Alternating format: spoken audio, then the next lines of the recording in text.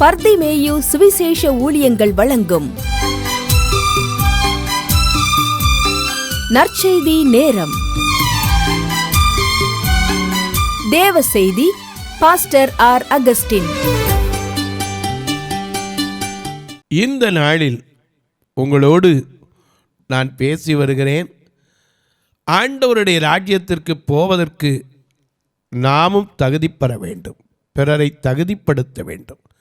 நாம் உள்ளே இருக்கிறோமா, வெளியே புறம்பே இருக்கிறோமா? ஏன்னா புறம்பே இருந்து விடக்கூடாது என்பதற்குத்தான் வெளிப்படுத்தின விசேஷத்தில் சொல்லப்பட்ட பல காரியத்தில் ஒரு காரியத்தை தான் உங்களுக்கு சொல்லி வரேன். ஏன்னா சூனியக்காரன் அடுத்து வரிசையாக 5-6 காரியங்கள் சொல்லப்பட்டிருக்கு. ஒரே ஒரு காரியத்தை தான் இப்போ சொல்லி வரேன். நாய்களும் அப்படின்னு சொல்கிறார். ஏன்னா நாய்கள் ஏன் ஐயா, நாய்களுடைய காரியத்தில் நமக்குள்ளே வந்துடவே கூடாது.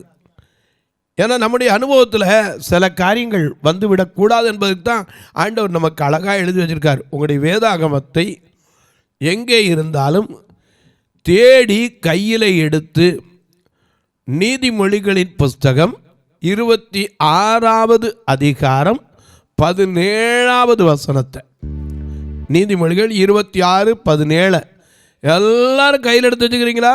அப்படி எல்லாரும் எடுக்க சேர்ந்து நீங்களும்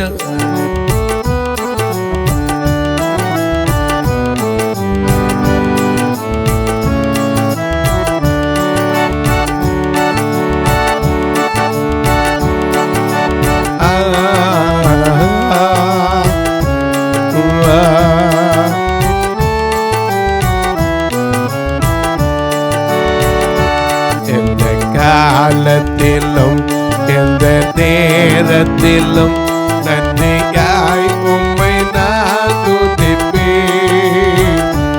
எந்த காலத்திலும் எந்த நேரத்திலும் நன்றியாய் உம்மை நான் துதிப்பேன்.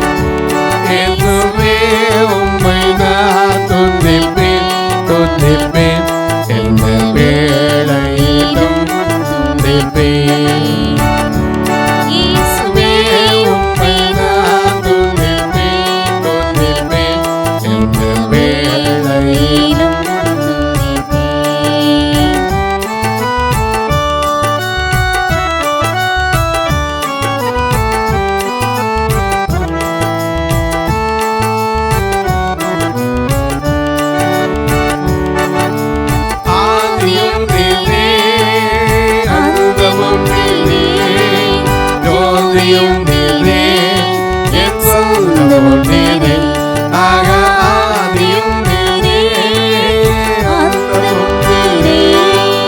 ஜோதியும் நீரே, என் சொந்தமும் நீரே.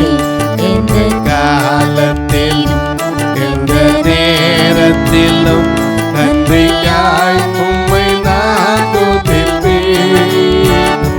இயேசுவே உம்மை நான் துதிப்பேன், துதிப்பேன்.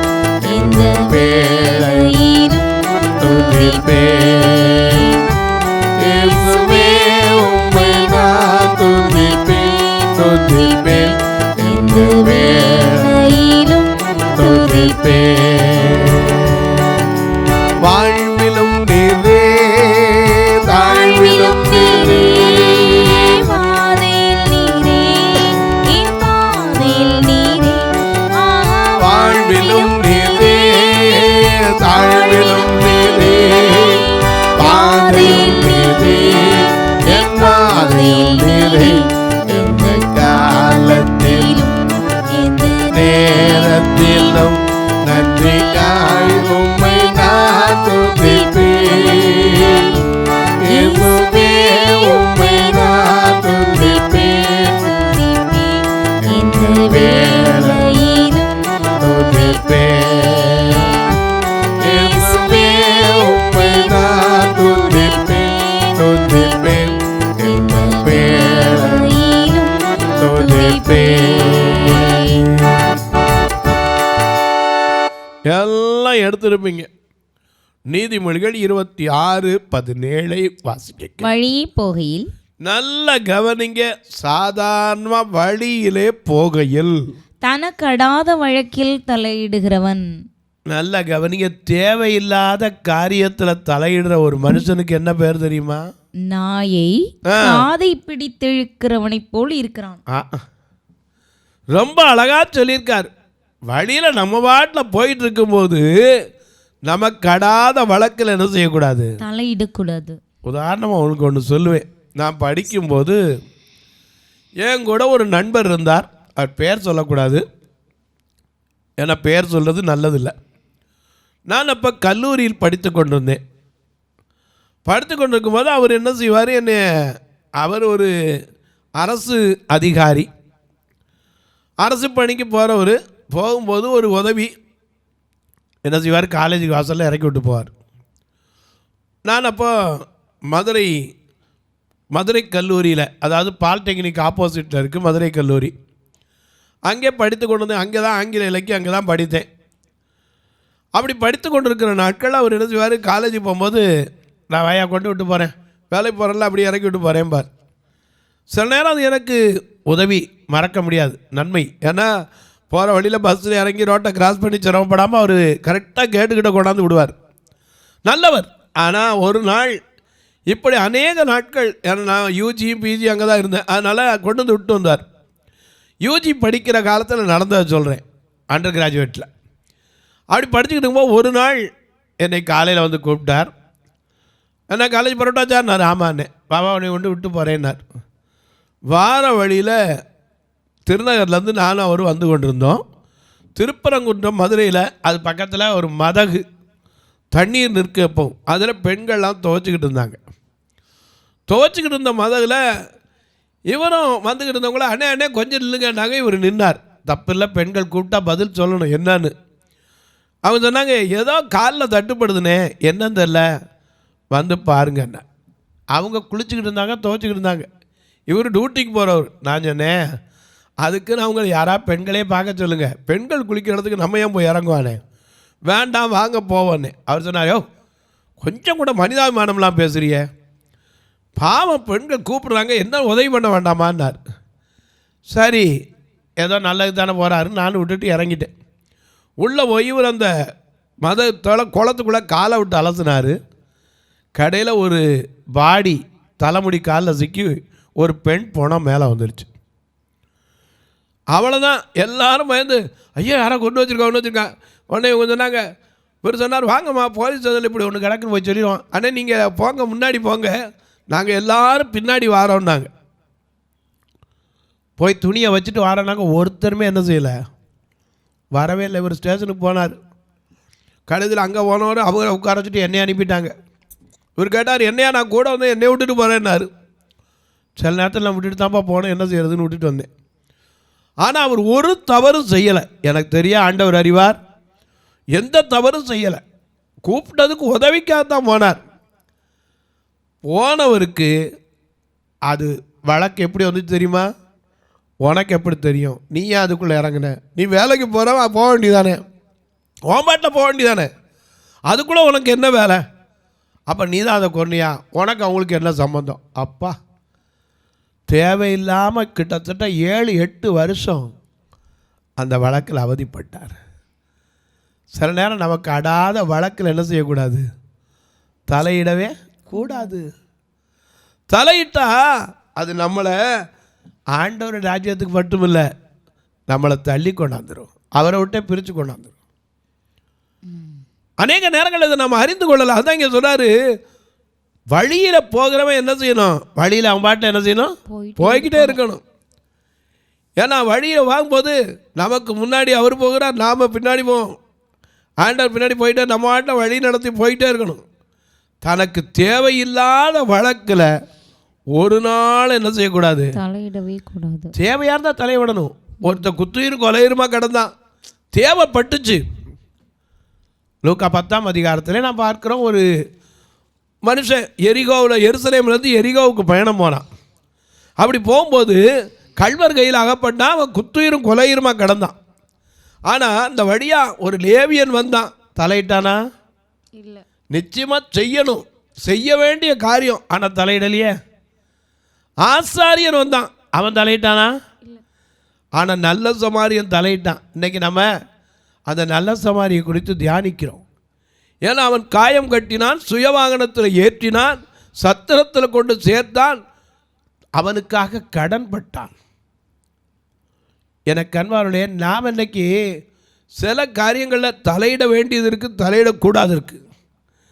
இன்றைக்கி ஒருத்தர் முடியாமல் இருந்தார்னா செய்ய வேண்டிய காரியம் செய்யணும். ஒரு சமயத்தில் நான் மெட்ராஸ் போயிருக்கும்போது ஒரு கண்ணுதிரியா பெண்ணு, அவங்களுக்கு திடீர்னு டெலிவரி டைம் தெரியாது பாவம், சைதாப்பேட்டை பிளாட்ஃபார்மில் அவங்க அப்படியே குழந்தை வெட்டாங்க. பெண்கள் பார்த்திங்கன்னா அத்தனை பேருக்கு ஹெல்ப் பண்ணி கடைசியில் அந்த பிளாட்ஃபார்மே ஒரு நர்சிங் ஹோமாக மாறி அந்த குழந்தை வெற்று சுகப்பிரசவமாக எழுந்திரிச்சா. அத்தனை பெண்களை தான் கொண்டு வந்திருந்த துணியை வச்சு அந்த பெண்ணுக்கு ஹெல்ப் பண்ணி கடைசியில் தாயும் சேயுமா எடுத்தாங்க. நம்ம தேவையான காரியத்தில் உதவி செய்யணும். நம்ம கடாத வழக்கில் என்ன செய்யக்கூடாது, தலையிடவே கூடாது. தலையிட்டா அது தேவையில்லாத பிரச்சனைகளை கொண்டாந்து நமக்கு மன உளைச்சல். அதான் இங்கே சொல்கிறாரு, வழியில் போகிறவன் நாய் காதை பிடிச்சி இழுத்தா என்னாகும், அதுக்கு அடிக்கும். அதனால தான் சொல்கிறாரு, வழியில் போகிறவன் தனக்கு கடாத வழக்கில் தலையிடுகிறது அப்படித்தான் இருக்கிறான். அதே போல இன்னொரு காரியத்தை சொல்றாரு. 2 பேதுரு மிக நமக்கு அழகா எழுதி வச்சிருக்கார்.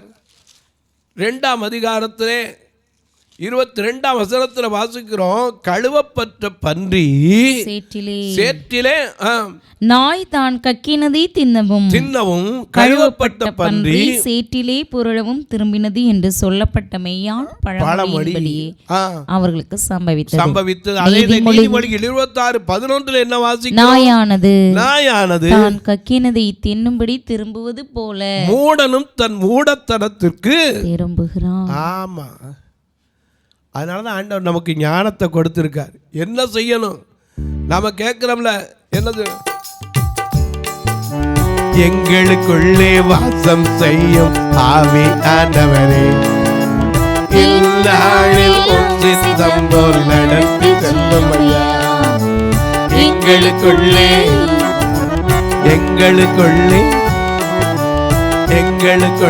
வாசம் செய்யும் ஆவி ஆண்டவரே, இந்நாளில் உம் சித்தம் போல் நடத்தி செல்லும் ஐயா. ஆவியானவரே, ஆவியானவரே, ஆவியானவரே, ஆவியானவரே, பரிசுத்த ஆவியானவரே, ஆவியானவரே, ஆவியானவரே, பரிசுத்த ஆவியானவரே.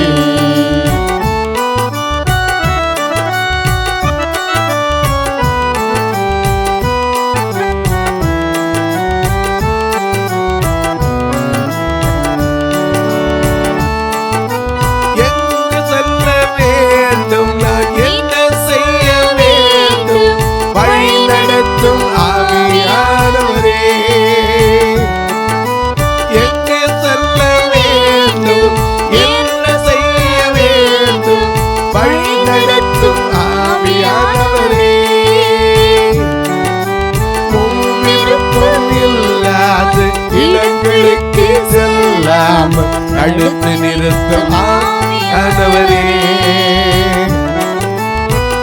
விருப்பம் இல்லாத இடங்களுக்கு செல்லாமல் அடுத்து நிறுத்தும் ஆவியானவரே, ஆவியானவரே, ஆவியானவரே, பரிசுத்த ஆவியானவரே, ஆவியானவரே, ஆவியானவரே, பரிசுத்த ஆவியானவரே,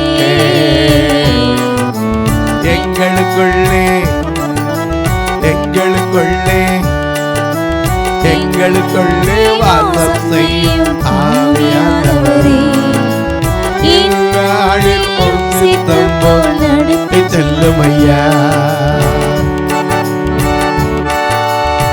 ஆண்டவர்கிட்ட கேட்கணும், எங்கே போகணும், என்ன செய்யணும், எப்படி நடக்கணும். காலையில் புறப்படும் போது ஜெபம் பண்ணுறோம்ல, ஆண்டவரே நான் அந்த அடக்கடாத வழக்கில் என்ன செய்யக்கூடாது, தலையிட்டவே கூடாது. தேவையில்லாத காரியத்தை செஞ்சுட்டு குருவி உட்கார பனம்பழம் விழுந்துடும். ஏன்னா தொடிக்கிட்டு இருந்திருக்கும். அது குருவி போய் உட்கார்ந்தவொடனே என்ன செய்யும்? கீழே விழுந்து எழுந்தவொடனே யாரு ஆகும்? அதனால தான் சொல்கிறாரு, நாம் ஆண்டவரே நான் தனக்கடாத வழக்கில் தலையிடாமல் என் காரியத்தை நான் உம்மோடு இருப்பேன்னு சொல்லி வந்துட்டோமே, நமக்கு எதுக்கு வேண்டாத வேலையா? உலகத்தின் பெருமை செல்வத்தின் பற்றி எல்லாம் உதறிவிட்டேன், உடற்பொருள் ஆவி உடைமைகள் யாவும் ஒப்பு கொடுத்து விட்டேன். நான் அவர் ஆலயம் சொல்ல நமக்கு என்ன வேலை உண்டு? எங்கே போகணும் எங்கே வரணும் நமக்கு தெரியும். அவரில் நடத்துவார். என்னை நடத்தும், என் சமூகம் உமக்கு முன்பாக சொல்லணும்னு சொல்லியிருக்கார்ல. எப்போதும் அவர் சமூகம் என்ன செய்யும்? நமக்கு முன்னாடி போகும்ல. அப்போ எதில் வேணும் ஆண்டு செஞ்சாலும் ஆண்டவரே இதை செய்யலாமா? சில நேரங்கள் அப்படி செய்யாமல் தான் வந்துடும். எனக்கு ஒருத்தர் ஒரு கதை சொன்னார், ரொம்ப அருமையான கதை. ஆனால் அது கேட்குறதுக்கு நல்லா இருந்துச்சு. மனித வாழ்க்கைக்கும் எவ்வளவு பாடுகள் இருக்குது அப்படிங்கிற குறித்து சொன்னார். ஒரு சமயத்தில் கடவுள் என்ன செய்றார், மனுஷனுக்கு ஆயுசு நாள் எவ்வளோ வேணும் அப்படின்னு கேட்க வந்தார். இது கதை, அதுக்காக பைபிளில் இருக்கான்னு கேட்காதீங்க. உடனே ஓடியாந்தாங்க மனுஷன், நாய், வவ்வால், ஆந்தை எல்லாம் ஓடியாந்தாங்க. மனுஷனை கூப்பிட்டு கேட்டார், உனக்கு ஒரு 20 வருஷம் தானே வச்சு வாழ்றியான்னார். இவன் சொன்னா, ஐயா 20 வயசு தான், நல்லா அப்பா அம்மாட்ட இருந்து வாலிப பருவம், இது போதுமானட்டா என்ன நியாயம்? உட்காருன்ட்டார். உட்காந்துருந்தான். நாயை கூப்பிட்டார், உனக்கு ஒரு 20 வேணுமானார். அது சொல்லிச்சு, எனக்கு வேண்டாம் ஐயா, பிள்ளைங்க போயிட்டு வந்தால் கூட ஏன் நாயா அலையிறேன்னு என்ன வையிறாங்க? வேலைக்கு போயிட்டு வந்தால் கூட சரி, என்ன நாய் மாதிரி அலையிற, ஒரு வேலையும் கிடைக்கலையா அப்படிங்கிறான். எதை எடுத்தாலும் என்னத்தான் வையிறாங்க, எனக்கு வேண்டாம் ஐயா அந்த வயசுன்னுச்சு. உடனே அவன் கூட நான் 40 வயசு. அடுத்தவளை வவ்வாலை கூப்பிட்டார், சாரி ஆந்தைய வவ்வாலை கூப்பிட்டார். என்ன வவ்வாலை கூப்பிட்டு சொன்னார், உனக்கு ஒரு 20. அது சொல்லிச்சு, எனக்கு வேண்டாம், இப்படி தலைகீழ தொங்குறேன், பார்க்குறவன் சுட்டுப்படுறான், சாப்பாடு ஒரு வழி மலம் ஒரு வழியாக இருக்குது, எனக்கு வேண்டான்னுச்சு. மனுஷன் சொன்னா, வாழ தெரியாது என்கிட்ட கொடுன்னா. கொடுத்தாச்சு. 60 ஆச்சு. ஆந்தையை கூப்பிட்டார், உனக்கு ஒரு 20 ஆறேன்னார். அது சொல்லிச்சு, ஐயா எனக்கு வேண்டாம் ஐயா, ராத்திரியெல்லாம் கத்துனா கூட விரட்டுறான், பகலில் கண்ணு தெரிய மாட்டேங்குது, எனக்கு என்ன வாழ்க்கை, எனக்கு வேண்டாம்னுச்சு. உடனே வந்தனா, என்கிட்ட கொடுங்க, அதுக்கு வாழ தெரியாது. சங்கீதம் 90:10 என்ன வாசிக்கிறோம்? எங்கள் ஆயுசு நாட்கள் 70 வருஷம், பலத்தின் மிகுதியினால் 80 வருஷமாய் இருந்தாலும் மேன்மையானது வருத்தமும் சஞ்சலமும் அது சீக்கிரமாய் கடந்து போம், நாங்களும் பறந்து போய். ஏன்னா மன மேன்மை என்னன்னா வருத்தமும் சஞ்சலமும் தான். நம்ம என்ன தானே பாடுறோம், என்ன பாடுறோம்? சஞ்சல வருத்தம் சோதனை நேரத்தில் தாங்கி நடத்திடும் நாமமது, கடைமுற்றும் மகத்திடும் நாமமது, கடைமுற்றும் மகத்திடும் நாமமது,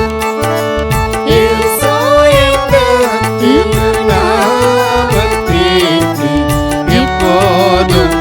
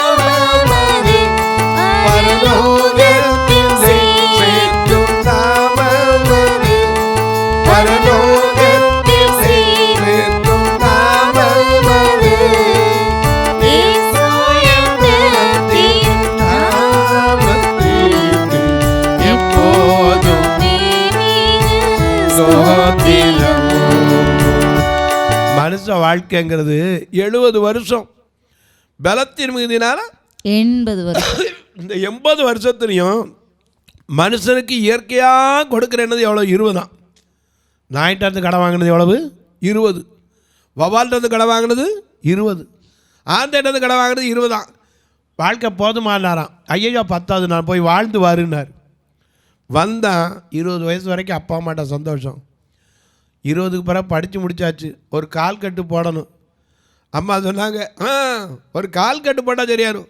அதுக்கப்புறம் ஒய்ஃப் வீட்டில் இருந்தால் என்ன வேலை கிடச்சா நாயாலைய வேண்டியது, என்ன வேலைங்கிற கொலைக்க வேண்டியிருக்கு வீட்டில் வந்தால். அதுக்கப்புறம் ஒரு பிள்ளையை பார்த்து பிள்ளையை தூக்கிட்டு நாயா இடத்துக்கு அலைய, கொஞ்சம் இடம் கொடுங்க, என் பிள்ளை நல்லா படிப்பாங்க, நல்லா படிப்பான் அதெல்லாம் பிள்ளை, அதெல்லாம் ஒரு குறை இல்லைங்க. பிள்ளையை தூக்கிட்டு நாயா இடத்துக்கு இடம் ஒவ்வொரு இடமா தூக்கிட்டு அலையும். அதுக்கப்புறம் பிள்ளையை தூக்கிட்டு, ஐயா மனுஷனுக்கு எதிர்நீச்சலே எது தெரியுமா? பிறக்கிற குழந்தை நடக்கிற வரைக்கும் எதிர்நீச்சல். பிள்ளைக்கு எப்படி இடம் கிடைச்சாலும் பரீட்சை வந்தால் வாழ்க்கையில் எதிர்நீச்சல் தான். ஐயா பிள்ளைக்கு அப்பா ஒய்ஃப் இடம் வாங்குறது அதே ஒரு பெரிய எதிர்நீச்சல். நாயா அலையினான். சரி, அந்த பிள்ளை படித்து வந்துருச்சு, உடனே ஒரு கல்யாணத்தை பண்ணி கொடுக்கணும். இருக்கிறதெல்லாம் விற்று சீராட்டெல்லாம் கொடுத்து, தெரிஞ்சு பாதி தெரியாமல் பாதி, கடைசியில் இருக்கிற கிராஜுவேட்டி பிஎஃப் வரைக்கும் கொடுத்தா தான் பத்தும். கடைசியில் 60 வயசுக்கு பிறகு ரிட்டையர்டு, வவ்வால்கிட்ட கடை வாங்கின வயசு, எல்லாத்தையும் கொடுத்தா சோத்துக்கு பிள்ளைகிட்ட தொங்குறது. நான் ஏதோ உழைச்சி போட்டேன் சோறு போடுங்கப்பான். கடைசியில் ஆந்தையிட்ட பார்த்தீங்கன்னா தூக்கம் வராது ராத்திரி 60க்கு மேலே. எல்லாரும் ஏப்பான்னு போகலையா? கடைசியில் ஆண்டவர் கேட்டார, போதுமா அந்த வாழ்க்கைன்னார். மனித வாழ்க்கையில் நம்ம எங்கே இருக்க போகிறோம்? அதனால தான் சொல்கிறார், அப்பா நாயானது தான் கக்கினதை தின்பதற்கு எப்படி திரும்புதோ, பன்றி கழுவப்பட்ட பன்றி மறுபடி சேர்த்துக்கு எப்படியோ திரும்புதோ, அதை போல மனிதர் என்ன செய்யக்கூடாது? மூடத்தனத்துக்கு என்ன செய்யக்கூடாது? திரும்பிடக்கூடாது. என்னைக்கு ஆண்டவருக்குள்ள வந்து எல்லாத்தையும் விட்டுட்டியோ, ஏன்னா எல்லாத்தையும் விட்டுட்டேல அப்படின்னு சொல்றோம்ல,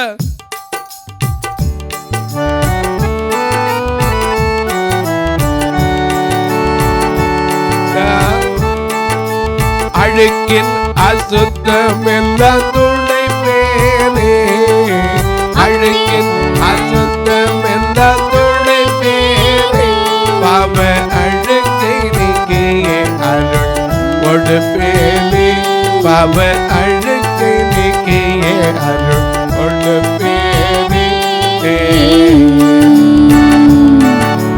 மகனே உன்னை எனக்கு தாராயோ, மகனே உன்னை எனக்கு தாராயோ, மோட்ச வாழ்வை தருவே பாராயோ, வாழ்வை தருவே நீ பாராயோ.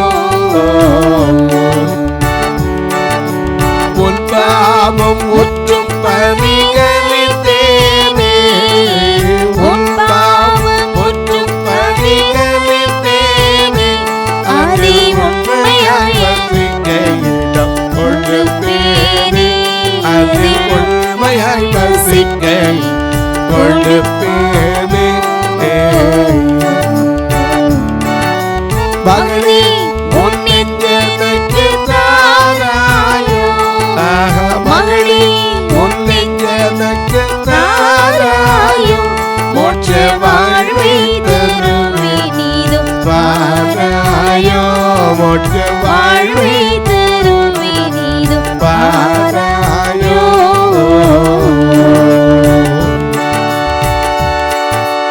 ஆண்டவர் நமக்கு இடம் தாரேன்னு கூப்பிடுறாரு. ஆனால் நாம் சில காரியங்களை விட்டு வந்திருப்போம். தனக்கடாத வழக்கிலலாம் தலையேட மாட்டேன், ஆண்டவர் உலகத்தில் அன்பு கூற மாட்டேன்னு சொல்லுவோம். தேவையில்லாத வழக்கில் போய் என்ன செய்வோம்? தலையிட்டக்கூடாது. தயவு செய்து கவனிங்க, கக்கினதை திரும்ப திங்கிறதுக்கு திரும்பவும் கூடாது, அது மூடத்தனம். என்னைக்கு ஆண்டவருக்குள்ள வந்துட்டு எல்லாத்தையும் விட்டுட்டேன்னு சொன்னா, போதும் இருக்கும் போது இவைகளை விட்டு விடுகிறாயா, இவைகளை விட்டு விடுகிறா, எஸ் ஒழித்து விடுகிறேன்னு சொல்லிட்டு ஒழிக்காமல் இருந்தால் என்ன பிரயோஜனம்? அதனால தான் சொல்கிறார், நாய்களும் அங்கே போகாது. தொலைக்காட்சியில் பார்க்குற என் அன்பு மக்களே, இந்த நிகழ்ச்சியை நாள்தோறும் பார்க்குறீங்க, கேட்குறீங்க, மகிழ்ச்சி அடைகிறீங்க. அது மட்டும் இல்லை, எனக்கு அன்பார்களே ஒரு வார்த்தை ஜெபம் பண்ணுறீங்களா? இது தொடர்ந்து வரணும், இதற்கான பொருளாதார தேவை சந்திக்கப்படணும். ஏன்னா நான் யார்ட்டையும் போய் கட்டாயப்படுத்தி எதையும் கேட்டது கிடையாது, கேட்க போகிறதும் கிடையாது. ஏன்னா நான் நம்புறது, அவர் சர்வ வல்லவர், சகலத்தையும் செய்ய வல்லவர். அவர் செய்ய நினைக்கிற காரியம் ஒருபோதும் தடைப்படாது. எங்கள் சபையை வந்து பாருங்கள், 2 கண்ணும் தெரியாத மக்கள். அப்போ ஏன் இவ்வளோ சிரமப்பட்டு இவ்வளோ பாடுபட்டு நடத்துறீங்க? இவர்களும் கெட்டு போகாமல் நித்திய ஜீவனை அடையணுமே, அவ்வளோதான். அதுக்கு தான் இந்த பாடு. நீங்கள் அதற்காய் ஜெபியுங்கள். கர்த்தர் ஏவினால் ஒரு நாள் நிகழ்ச்சியை தாங்கலாம். ஒரு நேரம் இந்த பார்வையற்ற மக்கள் சபையில் உணவு கொடுக்குறக்கு உதவலாம். ஆத்துமாக்களை கூட்டிகிட்டு வர்றதுக்கு மாதம் வேனுக்கு மட்டுமே 16,000 ரூபா. 2 சபை இருக்குது. 2 சபையிலையும் நான் சும்மா அனுப்புகிறதே கிடையாது. சாப்பாடு ஓட்டு தான் எல்லாரையும் அனுப்பியிருக்கேன். நீங்களும் உங்கள் பிறந்த நாள், திருமண நாள் போன்ற நல்ல நாட்களிலே, உங்களுக்கு ஒருவேளை ஒரு நல்ல வேலை கிடைத்த நாட்கள், ஒரு உயர்வு கிடைத்த நாட்கள், ஒரு வியாதியிலிருந்து சுகம் பெற்ற நாட்கள், தங்களுக்கு அன்பான இழந்த நினைவு நாட்கள், இப்படிப்பட்ட நாளில் ஒரு நாள் உணவு கொடுக்க உதவலாம். நாங்களும் வந்து கலந்துக்கலாமா? தாராளமாக வாங்க. எத்தனையோ கட்டுமான பணிகள் இன்னும் நிற்கிது. பார்வையற்றவர் மரித்தா கூட சொந்தக்காரங்க கை நீட்ட மாட்டாங்க. அவருடைய பிள்ளைகளுடைய கல்விக்கு எத்தனையோ காரியங்கள் உண்டு. எனக்கு அன்பானுள்ளே, நீங்கள் கேட்கலாம் எப்படி பிரதர் தொடர்பு கொள்ள? இதில் 2 நம்பர் வந்துக்கிட்டே இருக்கும். இன்றைக்கி இருக்கிறதுல எல்லாருக்கும் ரொம்ப சுலபமான வழி ஜிபே, ஃபோன்பே. 2 நம்பர் வந்துக்கிட்டே இருக்குது. அப்படியா நீ தொடர்பு கொள்ளலாம். அது மட்டுமல்ல, என்கிட்ட கேட்டால் உங்களுக்கு அதை வழிகள் எல்லாம் சொல்லுவேன். பில்லு வைக்கணும், இல்லை நான் அக்கௌண்ட் வழியாக வரணும், எது வேணாலும் சரி உங்கள் காரியத்தை சொல்லி கேட்கலாம். உங்கள் ஜெபக்காரி எது இருந்தாலும் காலை 10லேருந்து 5க்குள்ளே சொல்லலாம். இப்போ உங்களுக்காக ஜெபிக்கட்டுமா? நல்ல பிதாவே, நன்றியோடு துதிக்கிறோம் சுவாமி. ஆண்டவருடைய நாமத்தினாலே இந்த உலக வாழ்க்கையை முடித்து நாங்கள் ஒரு நாள் இந்த பூமியிலிருந்து கடந்து போவது நிச்சயம் சுவாமி. என பிறக்க ஒரு காலம் உண்டு, இறக்க ஒரு காலம் உண்டு. ஆனால் நாங்கள் நீடித்திருக்க போகிற இடம் எது? அதிலே உள்ளே பிரவேசிக்கிறோமா, வெளியே நிற்கிறோமா?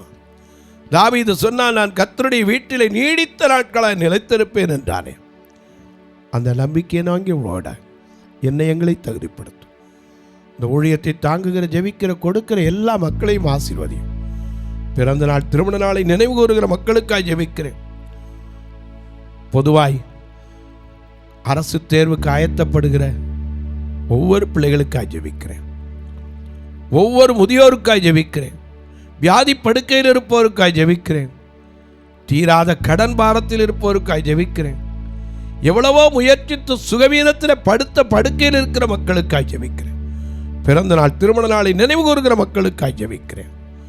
ஒவ்வொருடைய கவலைகளும் கண்ணீர்களும் மாறட்டும். இயேசு கிறிஸ்துவின் ஈடு இணையற்ற வல்லமையுள்ள நாமத்தில் ஜெபிக்கிறேன் நல்ல பிதாவே, ஆமென். சபை ஆராதனை ஞாயிறு காலை 10 மணி முதல் 12 மணி வரை.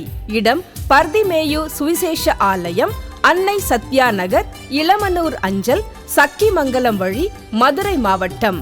பின்கோட் 625201 மற்றும் பர்திமேயு சுவிசேஷ ஜெப வீடு, flat number 107, Eden garden, Muthur, Tirunelveli.